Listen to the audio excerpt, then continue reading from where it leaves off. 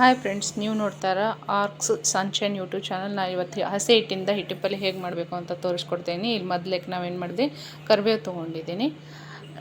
ನೀವು ಉಳ್ಳಾಗಡ್ಡಿ 2 ಕಟ್ ಮಾಡ್ಕೊಂಡಿದ್ದೇನೆ ರೀ, ಮತ್ತು ಹಸಿಮೆಣ್ಸಿನ್ಕಾಯಿ ಸಣ್ಣಗೆ ಕಟ್ ಮಾಡ್ಕೊಂಡಿದ್ದೇನೆ ರೀ.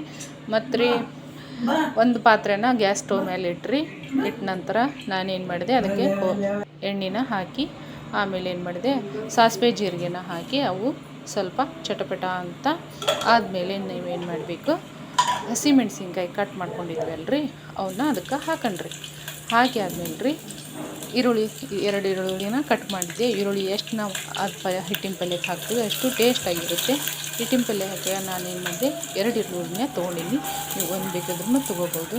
ಈರುಳ್ಳಿ ಹಾಕಿ ಸ್ವಲ್ಪ ಏನು ಮಾಡಬೇಕು, ಬ್ರೌನ್ ಆಗೋವರೆಗೂ ನಾವೇನು ಮಾಡೋಣ, ಫ್ರೈ ಮಾಡ್ಕೊಂಡ್ರಿ. ಆಮೇಲೆ ಅದಕ್ಕೆ ಕರಿಬೇವು ಹಾಕಿದ ನಂತರ ಅವನ್ನ ಏನು ಮಾಡಿದೆ, ಸ್ವಲ್ಪ ಬ್ರೌನ್ ಆಗೋವರೆಗೂ ನಾನು ಫ್ರೈ ಮಾಡ್ಕೊಂಡ್ರಿ.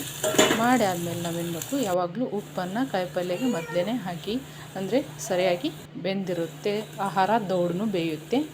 ಹೌದ್ರಿ. ಆಮೇಲೆ ಬೆಲ್ಲ ಹಾಕೊಂಡ್ರಿ. ಬೆಲ್ಲ ಹಾಕಿದ ಮೇಲೆ ರೀ ಅರಿಶಿನ ಪುಡಿ ಹಾಕಿ ಮತ್ತೊಂದು ಸ್ವಲ್ಪ ಫ್ರೈ ಮಾಡಿದ್ರಿ. ಮಾಡಿದ ನಂತರ ನಾವೇನು ಮಾಡೋಣ್ರಿ, ಮತ್ತು ಅದನ್ನ ಸ್ವಲ್ಪ ಕಡ್ಡಿಡಿದ ನಂತರ ನಾನೇನು ಮಾಡಿದೆ, 2 ಗ್ಲಾಸಿಂದ ಹಿಟ್ಟಿನ ಪಲ್ಯನ ಮಾಡಾಕತ್ತಿದ್ರಿ.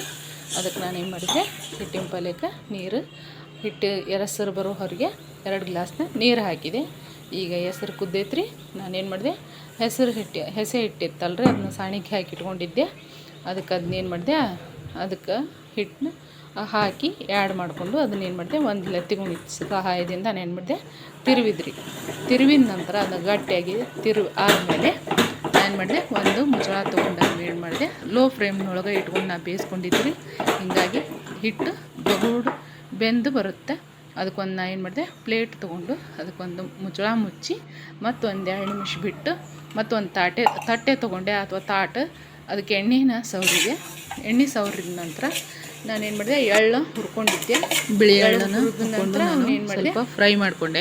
ಮಾಡಿದ ನಂತರ ಒಂದು ತಟ್ಟಿಗೆ ಎಣ್ಣೆ ಹಚ್ಕೊಂಡಿದ್ದೆ. ಹಚ್ಚಿ ಆದಮೇಲೆ ನಾನು ಮಿಕ್ಸ್ ಮಾಡ್ಕೊಂಡಿದ್ದೆಲ್ಲ ಹಿಟ್ಟಿನ ಪಲ್ಯ ಅದನ್ನು ಕೈಗೆ ಎಣ್ಣೆ ಹಚ್ಕೊಂಡು ನೀಟಾಗಿ ತಟ್ಟಿದ್ದೆ. ಅದನ್ನು ತಾಟಿಗೆ ಹಾಕಿದ ನಂತರ ನಾನೇನು ಬಿಳಿ ಎಳ್ಳನ್ನು ಹುರ್ಕೊಂಡಿದ್ದೆಲ್ಲ ಅದನ್ನು ಸಹ ಆ ಪಲ್ಯ ಮೇಲೆಲ್ಲ ಹಾಕಿದೆ. ಬೇಕಾದ್ರೆ ಕೋಬಿಯನ್ನು ಹಾಕ್ಬೋದು. ಸಮಾನಾಗಿ ಎಲ್ಲ ಕಡೆಗೂ ಥ್ಯಾಂಕ್ ಯು ಅಪ್ಲೈ ಮಾಡಿ.